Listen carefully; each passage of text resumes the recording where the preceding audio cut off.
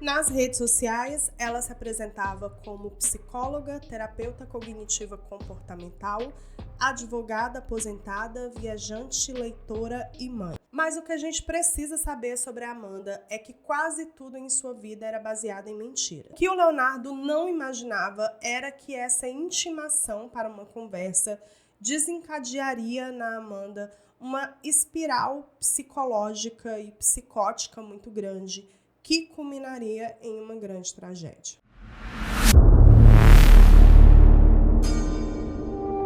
Em dezembro do ano passado, Amanda Partata Mortazo tinha 31 anos. Ela é advogada formada pela Universidade Luterana do Brasil e com registro na Ordem dos Advogados, a OAB. Amanda morava no interior de Goiás, na cidade de Itumbiara, com a sua mãe e a sua avó. Ela é uma pessoa de classe média, tendo uma condição financeira muito boa, inclusive. Ela morava em uma propriedade muito boa, numa casa muito grande, em um condomínio fechado na cidade. E ela tinha uma condição financeira, a família dela tem, uma condição financeira, assim, com um padrão de vida bem alto até, de classe média para classe média alta. Nas redes sociais, ela se apresentava como psicóloga, terapeuta cognitiva comportamental, advogada aposentada, viajante, leitora e mãe. No seu Instagram, ela falava sobre literatura, escrevendo vários textos, indicando livros, e os textos eram realmente muito bem elaborados e muito bem escritos. Ela trabalhava como auxiliar de psicologia em uma escola e dizia que estava migrando do direito para a psicologia, que tinha se formado, estava terminando de montar seu consultório, mas ela já fazia alguns atendimentos para algumas pessoas, para alguns pacientes, atendimentos esses que não eram feitos no consultório dela, provavelmente eram feitos de forma remota, mas ela tinha sim pacientes como psicóloga. A Amanda lutou contra a obesidade por muito tempo, mas ela tinha feito uma bariátrica e na época do caso ela estava em termos de padrões que são impostos pela sociedade em boa forma. Tá? E eu tô falando isso como uma mulher gorda que entende a pressão estética que existe em todas nós para entrarmos nesse padrão, que eu não acho que seja um padrão de beleza, de fato. Eu acho que a beleza ela transcende essa questão de padrões, mas se a gente for parar para analisar em uma ótica da pressão estética que é colocada em cima da gente, a Amanda estava em sua melhor forma. Eu tô falando isso entre muitíssimas aspas mesmo. Eu sou uma pessoa gorda, eu sempre fui uma pessoa gorda e eu entendo o quanto essa pressão estética pode afetar a autoestima de alguém ao ponto de fazer essa pessoa passar por uma bariátrica ou qualquer outra coisa. Para que a gente se encaixe em um determinado padrão, para que a gente emagreça, Inclusive, é muito comum quando alguém vê a gente comendo saudável, comendo uma fruta, comendo um legume, praticando algum exercício, perguntar se a gente quer emagrecer. Às vezes a gente só quer ter uma qualidade de vida, Mas, enfim, em termos de estética, a Amanda hoje é uma mulher magra dentro do padrão. E diante de tudo isso que eu falei para vocês, uma pessoa com uma excelente condição financeira, uma pessoa inteligente, uma pessoa que estava aí com duas boas profissões, advogada e psicóloga, uma mulher que tinha conseguido se encaixar em um padrão que durante toda a sua vida lutou para se encaixar. Ela estava, teoricamente, vivendo o auge da sua vida profissional, o auge da sua vida pessoal. Ela tinha mais de 17 mil seguidores no Instagram, onde ela falava sobre literatura, sobre livros. Então, ela estava ali alçando o seu caminho, ela tinha uma condição financeira muito boa, ela não passava por nenhuma dificuldade financeira, ela não precisava contar moedinhas no final do mês. Então, teoricamente, a gente tem aí uma pessoa que tem tudo para ser uma pessoa muito feliz e muito plena. Mas o que a gente precisa saber sobre a Amanda é que quase tudo em sua vida era baseado em mentiras. Tantas mentiras e em tantas camadas que é difícil a gente entender o que é real e o que era apenas fantasia dela.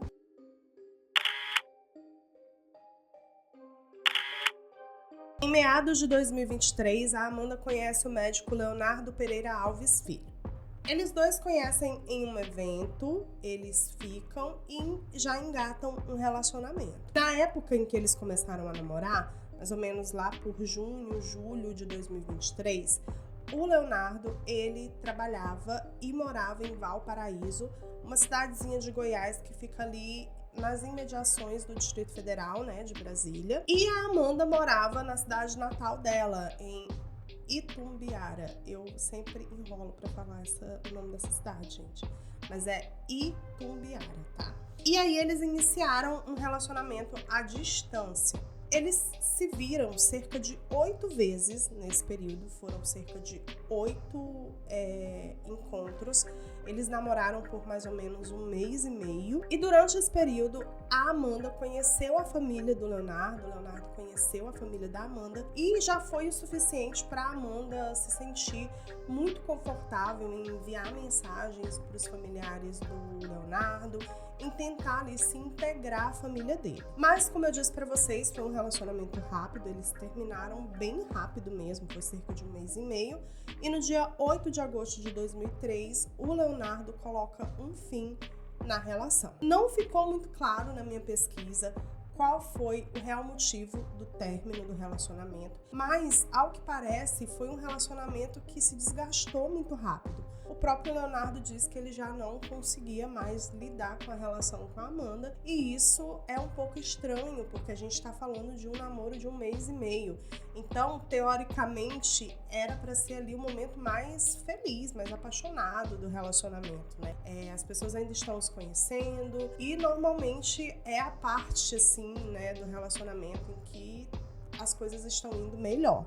O Leonardo é médico e na época em que o caso aconteceu, ele trabalhava em um hospital ali em Valparaíso, ele era um dos diretores do hospital, então ele é um médico bem renomado, ele teve assim uma ascensão profissional muito grande. Logo no dia em que o Leonardo termina o relacionamento com a Amanda, uma coisa um pouco estranha acontece. Ele diz que tá ali na casa dele, ele recebe uma mensagem da Amanda e essa mensagem falava algo do tipo: não, amiga, pode deixar que eu resolvo sozinha, não precisa falar nada pra ele. Ele achou aquilo estranho, questionou a Amanda, e a Amanda disse pra ele que tinha enviado errado. Na realidade, essa mensagem ela iria enviar pra uma amiga dela e acabou enviando pra ele sem querer. Ok, ele achou aquilo estranho, mas ele não falou nada, ele não queria também dar muita corda pra ela, sabe? Pelo que eu entendi, foi mais ou menos isso.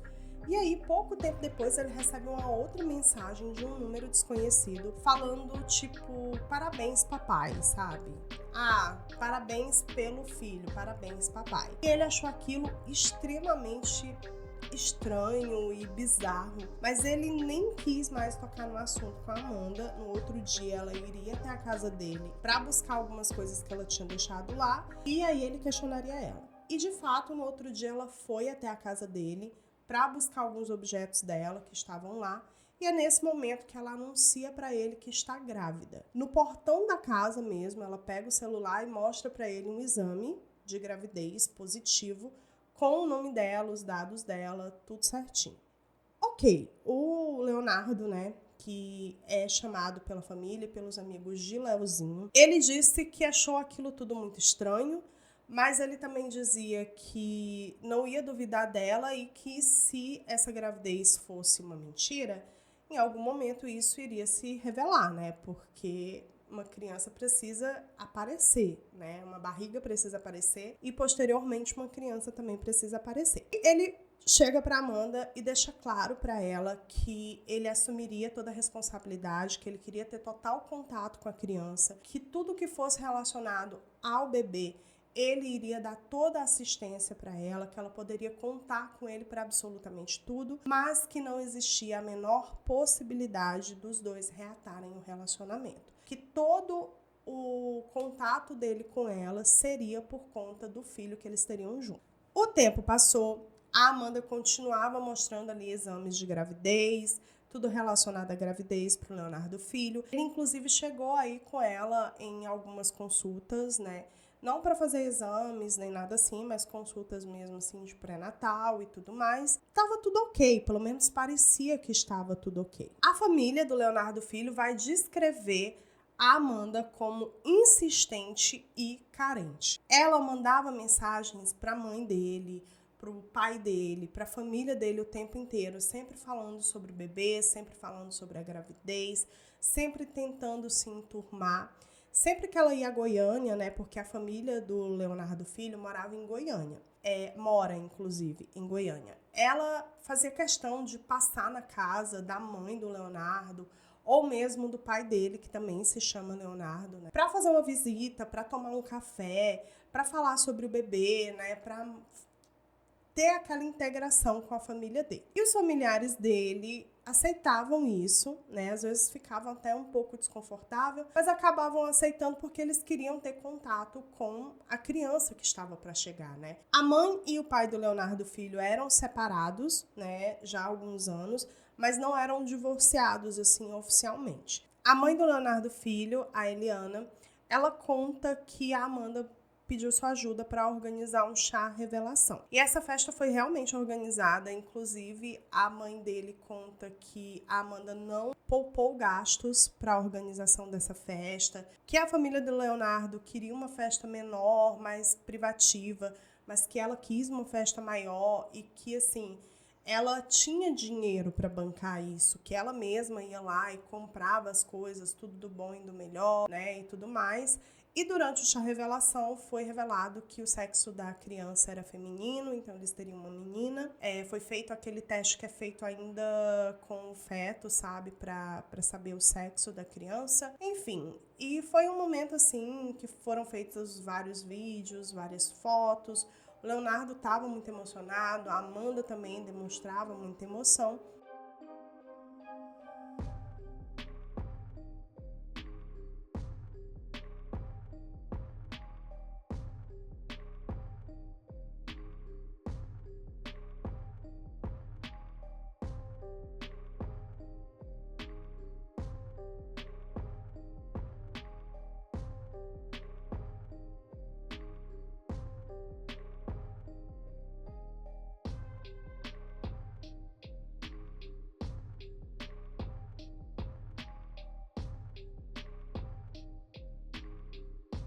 A Amanda estava comprando o enxoval da criança também, ela já tinha comprado bastante coisa, ela queria montar inclusive um quarto para a criança na casa da mãe do Leonardo Filho, para quando ela fosse para lá, né, para que a criança pudesse ficar lá também. Então assim, aparentemente estava tudo certo. O pai do Leozinho, que era conhecido carinhosamente como Leozão, se chamava Leonardo Pereira Alves e tinha 58 anos. Ele era servidor da Polícia Civil e atualmente estava lotado na área administrativa da Delegacia Estadual de Repreensão a Furtos e Roubos de Veículos Automotores. Descrito por todos os amigos e familiares como uma pessoa amorosa, carinhosa, atenciosa e dedicada, principalmente à família. O Leozão, né, o pai do Leonardo Filho, ele estava muito empolgado com a chegada da neta e era normal que quando a Amanda fosse a Goiânia, ela fosse até a casa dele para visitar ele. Moravam na casa o Leozão, né, o Leonardo pai, junto com o pai dele, o seu João, e a mãe dele, a dona Luzia. O seu João Alves Pereira e a dona Luzia Tereza Alves, que tinha 86 anos, estavam casados há mais de 61 anos. A dona Luzia, né, aos 86 anos, tinha desenvolvido Alzheimer, então ela estava num período ali em que em alguns momentos ela não lembrava das coisas. O Leozão, junto com o pai dele, o seu João, cuidavam dela. O Leonardo pai tinha 2 irmãos, uma irmã e um irmão, que sempre iam até a casa dele também, principalmente aos domingos, para visitar os pais, para ficar com eles ali. Então, como eu falei para vocês, era comum que a Amanda fosse até a casa do Leonardo pai, visitar ele e os pais dele, assim, sempre que ela estava em Goiânia. Às vezes era um final de semana, ela ligava para ele, tô indo aí pra gente tomar um café junto. E ela sempre era muito bem recebida, muito bem recepcionada, até porque ela estava ali grávida da neta do Leonardo pai, né? E da bisneta do seu João e da dona Luzia. Então ela era sempre muito bem recepcionada. O Leonardo filho, às vezes, se sentia um pouco desconfortável com essa insistência da Amanda em se aproximar da família dele. Só que ele entendia que a família dele, né, os pais dele, a mãe dele, o pai dele, os avós dele, queriam ter esse contato com a criança que estava para chegar. Então, apesar dele ficar um pouco desconfortável, ele aceitava de boa. Enquanto isso acontecia, o Leonardo Filho, ele estava recebendo várias mensagens ameaçadoras. Isso já há algum tempo, desde que ele tinha terminado o namoro com a Amanda. Ele sempre recebia mensagens ameaçando ele, falando coisas terríveis sobre ele, e em algumas mensagens a própria Amanda também era ameaçada. Ele achava tudo aquilo um pouco estranho, ele não entendia de onde aquilo estava vindo, eram sempre números desconhecidos e números diferentes. Então, por mais que ele bloqueasse esses números,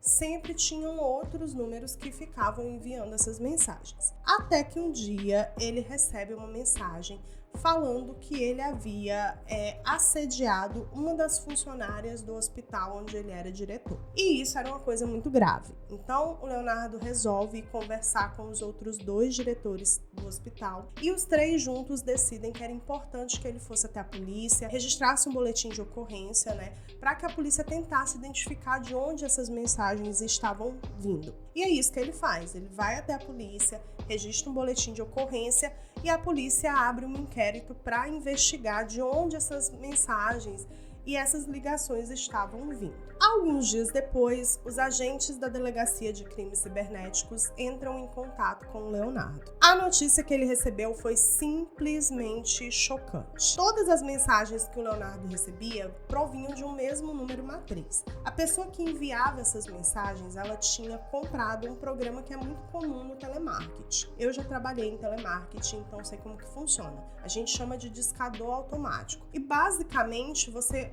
cadastra um número matriz, só que o programa ele gera vários números, como se fossem números fantasmas. Eu não sei se essa expressão tá certa, mas ele vai gerar vários números que, se a pessoa tentar retornar, ela não consegue, e que, se ela bloquear aquele número, ela não está bloqueando o número matriz. Isso é feito para que os números não sejam bloqueados, basicamente é para isso. E essa pessoa havia comprado um desses programas, e era por isso que, por mais que o Leonardo bloqueasse os números, sempre chegavam outras mensagens de números diferentes para ele. O dono desse número e do e-mail que estava cadastrado no programa e que estava há meses enviando mensagens ameaçadoras para o Leonardo Filho era ninguém mais, ninguém menos do que a própria Amanda.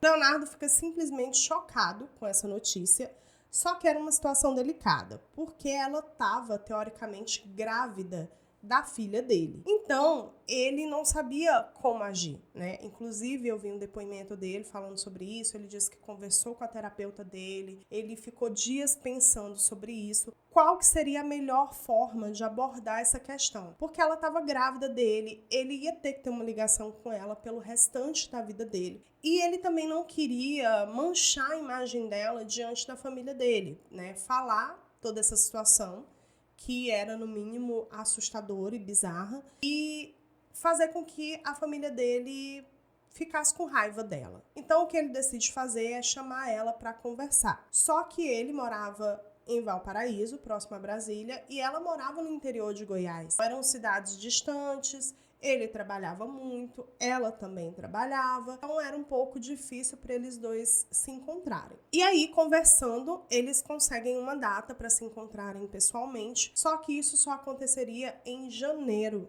de 2024. O que o Leonardo não imaginava era que essa intimação para uma conversa desencadearia na Amanda uma espiral psicológica e psicótica muito grande, que culminaria em uma grande tragédia. Mas quem de fato é a Amanda Partata? Uma coisa que a gente precisa entender sobre a Amanda é que ela tem uma compulsão por mentir. Eu não vou classificar ela aqui como mitomaníaca, porque eu não sou psiquiatra, eu não posso dar diagnóstico, e nem os próprios psiquiatras forenses deram esse diagnóstico para ela. Porém, ela se encaixa em um diagnóstico de transtorno borderline. Isso foi dito pelos próprios psiquiatras forenses que fizeram uma análise dela. Nesse transtorno, quando não tratado, as pessoas também tendem a mentir muito, né? A se envolver em muitas mentiras. E a Amanda, ela mentia muito.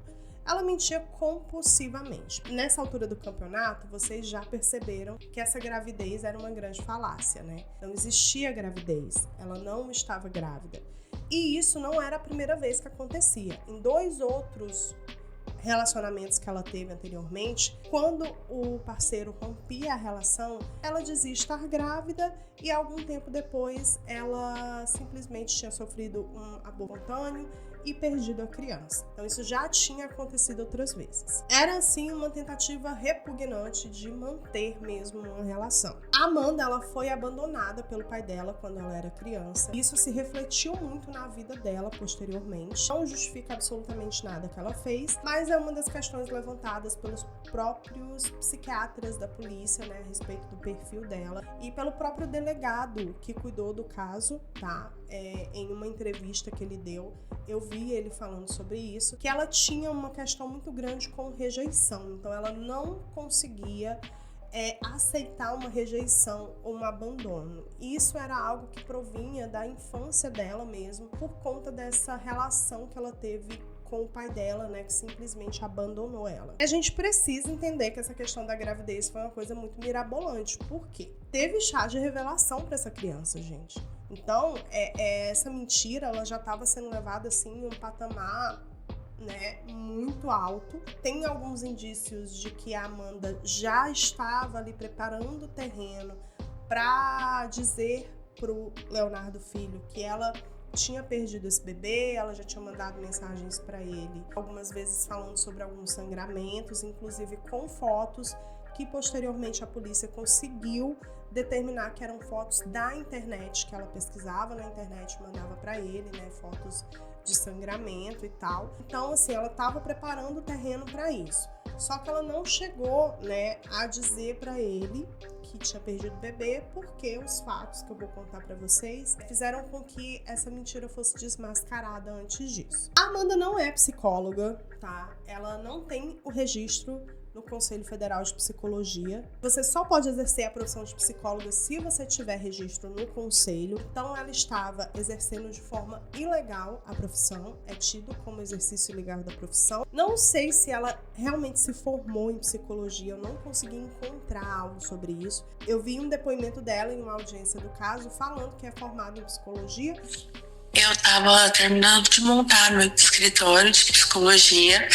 Eu também sou formada em psicologia. Mas não existe nenhum registro em nenhuma fonte assim, segura, falando que ela cursou realmente psicologia. Talvez ela tenha começado, não sei se ela chegou a se formar. Mas o fato é que, por mais que ela tenha se formado em psicologia, ela não tinha o registro no Conselho Federal de Psicologia.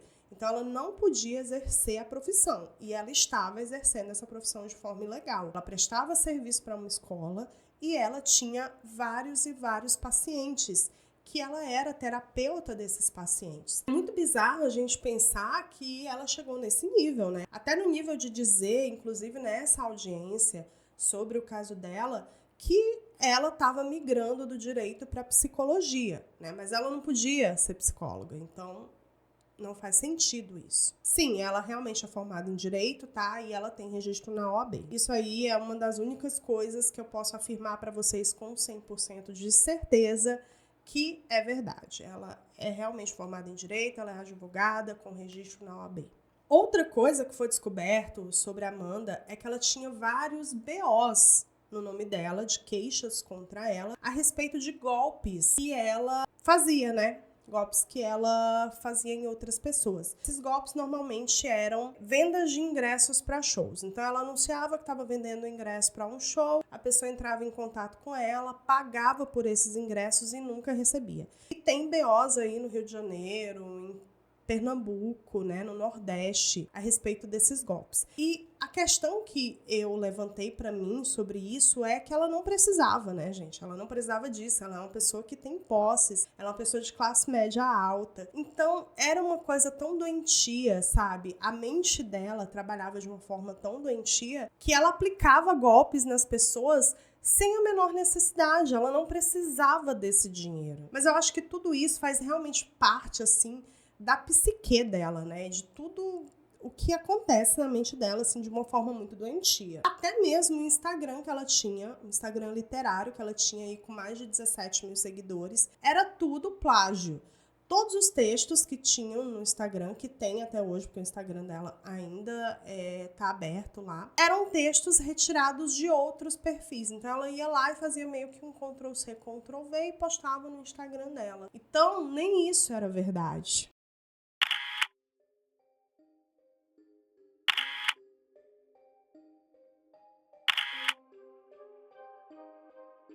Nós vamos entrar na cronologia dos fatos relacionados propriamente ao crime. No dia 8 de dezembro, numa troca de mensagens entre a Amanda e o Leonardo Filho, ela pergunta para ele qual a coisa que ele tem mais medo na vida. E aí ele responde, ele tem medo da morte. E ela fala uma frase para ele, que seria uma frase que naquele momento não faria sentido para ele, mas que posteriormente faria muito sentido. Ela pergunta para ele, abro aspas, você tem mais medo de morrer que de perder quem você ama? Fecho aspas. Nesse mesmo dia, a Amanda entraria em contato com um laboratório online e compraria uma substância que não é ilícita, tá, gente? Eu não vou dizer o nome da substância, a polícia não divulgou, não existem muitas fontes e eu não vou falar porque é uma substância que não é ilícita. Ela é utilizada para outros fins, mas se consumida, ela pode ser usada como veneno. Então, ela entra em contato com esse laboratório nesse mesmo dia, no dia 8 de dezembro, e compra essa substância. No dia 14 de dezembro, a Amanda vai da cidade em que ela morava, Itumbiara, até Goiânia, e ela fica alguns dias ali em Goiânia. Ela faz algumas compras, ela vai no shopping, ela compra cerca de R$3.000 em roupas e ela fica hospedada em um hotel. No dia 16, ela recebe uma caixa nesse hotel. Existem imagens de uma câmera de segurança do hotel que captou o momento exato em que ela está abrindo a caixa. Ela desceu para receber a caixa e ela volta e ela não chega sequer a entrar no quarto. Ela abre a caixa ainda no corredor.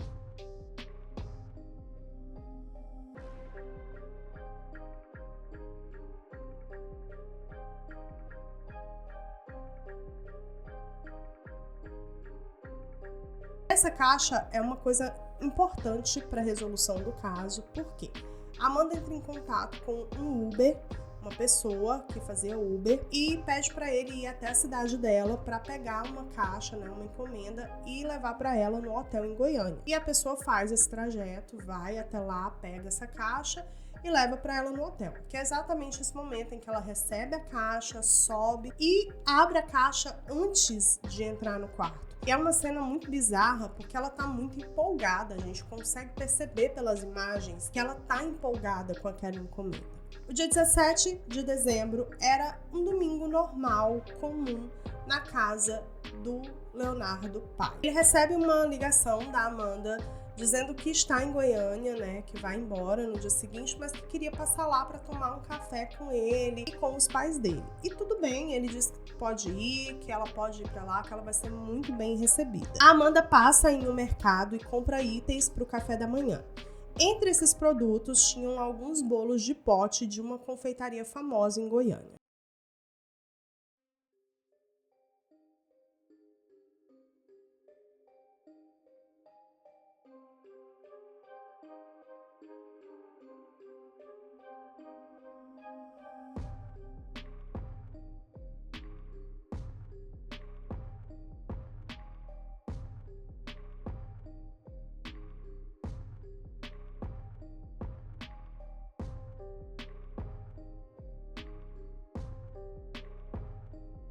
Às 9h18, a advogada chegou na casa da família do ex-namorado com as compras que ela tinha feito para o café da manhã e foi recebida com um abraço pelo Leonardo, né? Pelo Leonardo pai. Eles tomam o café da manhã. O Leozão e a dona Luzia comem os bolos de pote, a Amanda também come, só o seu João não come dos bolos, porque ele é diabético, então ele não comeu. Após o café da manhã, a Amanda se despede da família e vai embora. A irmã do Leozão chega na casa, né, dele, dos pais dele, para fazer uma visita ali no domingo e fica ali com eles. Um tempo depois, o Leozão começa a se queixar que tá passando mal, que tá com dores no estômago, que não está se sentindo bem. Logo depois que ele começa a se queixar dessas dores, né, de estar passando muito mal, inclusive a irmã dele diz que ele fala pra ela que tá sentindo uma coisa que ele nunca sentiu na vida. A dona Luzia também começa a sentir essas coisas. E por volta das 10h18, o Leonardo pai e a dona Luzia são levados para o hospital. Eles estavam com fortes dores no estômago, vômitos, diarreia, passando muito mal mesmo, com muita náusea. Era assim uma coisa muito forte que eles estavam sentindo. Mesmo passando mal e indo para o hospital, o Leozão se preocupa com a Amanda, porque ela tinha comido os bolos de pote também. Ele envia um áudio para ela contando a situação, dizendo para ela também ir no hospital, porque ele não tá entendendo o que tá acontecendo com ele, com a mãe dele, eles estão se sentindo mal, e ele avisa para ela da situação. Mano, deixa eu te passar essa informação. Olha, desde que você saiu, eu tô vomitando, diarreia, e tô achando que eu vou agora pro médico tomar soro. E minha mãe começou também a vomitar e diarreia. E eu falei com o Leozinho, ele falou que é bom ir pro hospital tomar um soro. Eu tô achando que é aqueles doces que nós comemos. E minha mãe foi só aquilo que ela comeu, né? O mingau e aquilo lá. E eu comi o negócio, comi o doce. Meu pai não comeu nada, tá de zerado. Mas você comeu. Então, cuidado que você pode passar mal também, viu?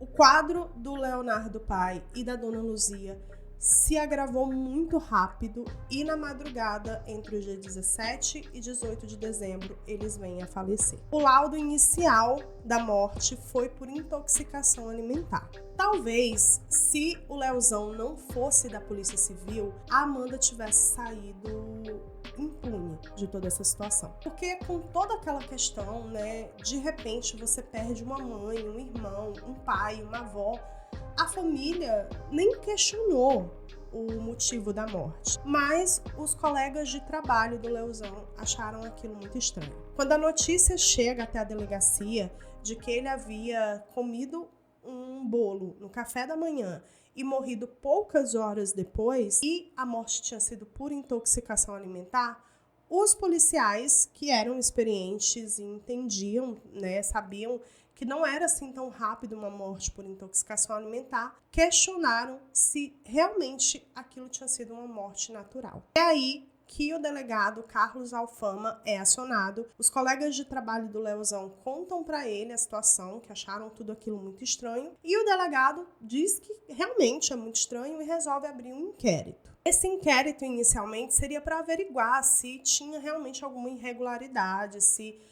tinha ou não sido uma morte por intoxicação alimentar. O Serviço de Verificação de Óbitos é quem dá o laudo da morte em casos de mortes não suspeitas, que, em primeira mão, era o caso do Leonardo, né, e da dona Luzia. Mas como um inquérito foi aberto para averiguar as mortes, o IML foi acionado e foi feita uma autópsia.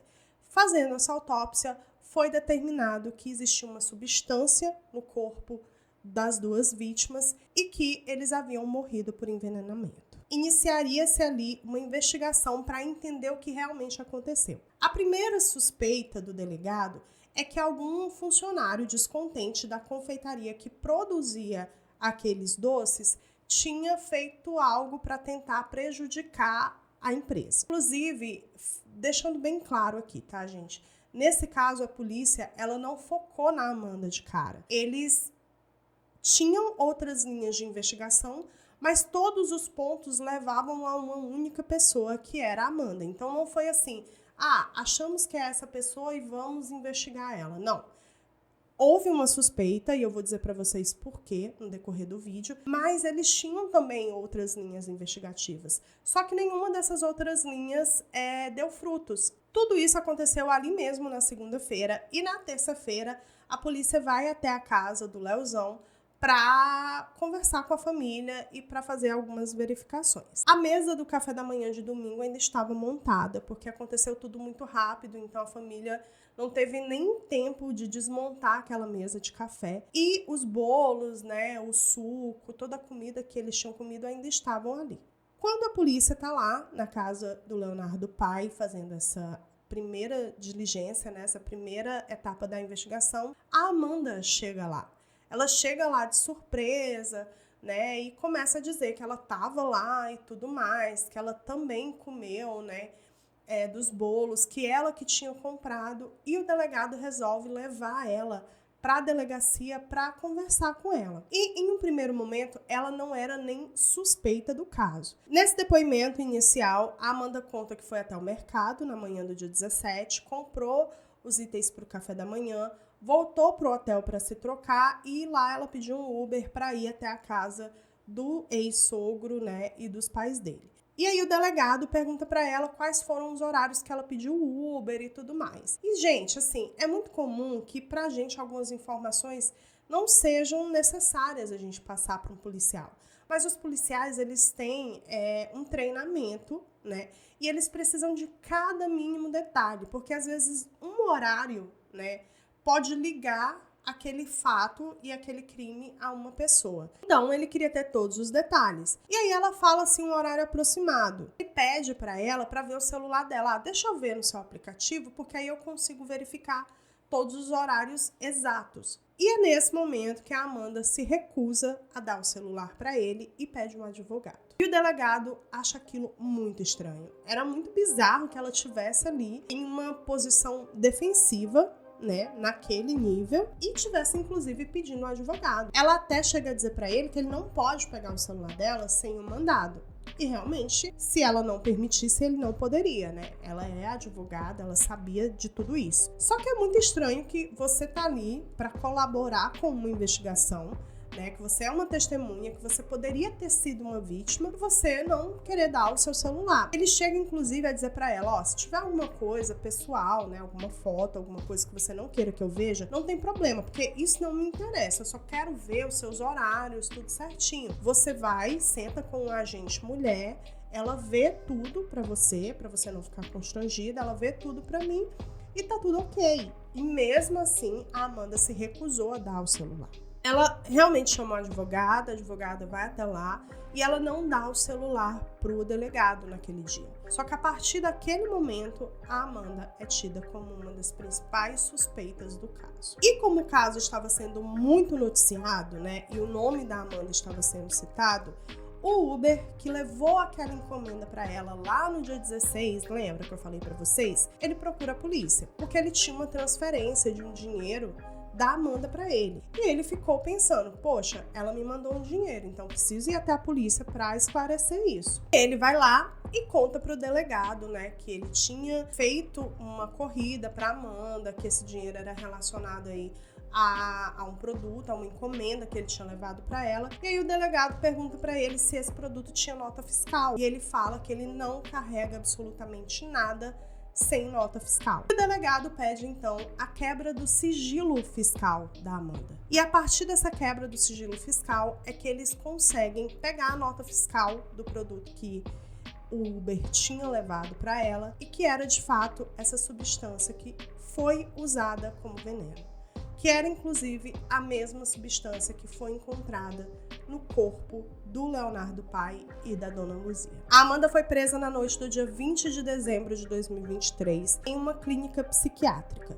Ela mesma havia ido até a clínica para se internar porque ela tinha tentado tirar a própria vida. O celular dela foi apreendido para ser feita uma perícia e foi descoberta várias pesquisas que a Amanda fez antes e no dia do crime. Essas pesquisas incluíam se seria possível descobrir o envenenamento pelaquela substância específica na autópsia. Ela também procurou na internet se aquela substância tinha ou não gosto. Em agosto desse ano foi decidido que a Amanda vai a júri popular. Durante a audiência de instrução do julgamento, ela decidiu ficar em silêncio e não comentar absolutamente nada sobre o caso. Em depoimentos, a Amanda chega a dizer que foi agredida pela polícia durante a sua prisão. Quando a gente estava lá dentro da delegacia, eu pedi para chamar o meu advogado, que na presença dele eu conversava, e ele pegou, fez assim no meu rosto e disse para mim: advogado só vai piorar a sua situação. Aí eu falei,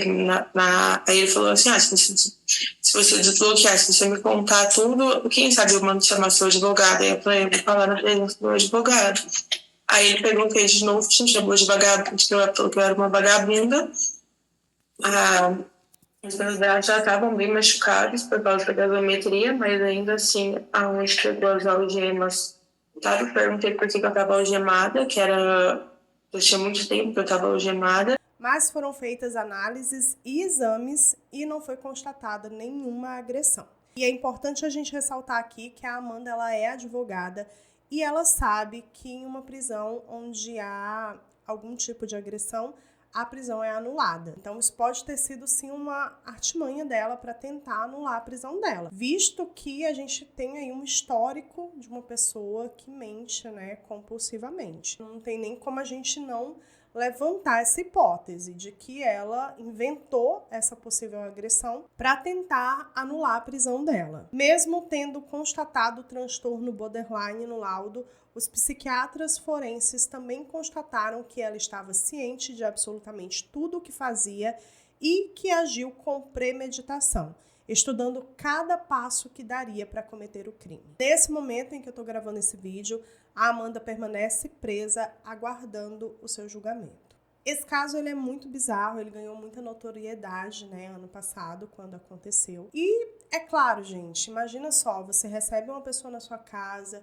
com todo carinho, com toda atenção, confiando naquela pessoa, aquela pessoa leva para você um doce envenenado, né? Tira a vida de duas pessoas que não tinham absolutamente nada a ver com a história, de uma forma tão leviana e tão covarde, né? Porque eles com certeza confiavam nela absolutamente, abriram ali as portas da casa deles para ela, receberam ela super bem e ela agiu dessa forma tão cruel e é indizível essa situação. Não tem nem como a gente expressar o que a gente sente diante de um crime desses. Você que ainda não é inscrito nesse canal, por favor, se inscreva, ative as notificações para você ficar por dentro sempre que sair vídeo novo aqui, tá? No Creep On, nós temos vídeos todas as terças e quintas, mas sempre sai vídeo extra em dias aleatórios da semana. Então é importante ativar as notificações. E também, se você não me segue nas redes sociais, vai lá, gente, me segue. Lá vocês vão ver um pouquinho mais do meu dia a dia, do meu cotidiano, é o meu Instagram pessoal, mas eu também falo sempre que sai vídeo novo, posto alguns conteúdos por lá também. É @creep_Nelly e eu vou deixar também os links aqui no box de informação e na descrição do canal, na página inicial do canal, também tem os links com todas as redes sociais, tá bom? Vai lá, me segue pra gente ficar um pouquinho mais próximo. Quero saber de vocês. Se vocês gostaram do episódio de hoje, o que é que vocês acham sobre esse caso? Deixem para mim aqui nos comentários para a gente bater um papo, conversar um pouquinho. Um beijo para vocês e até o próximo episódio.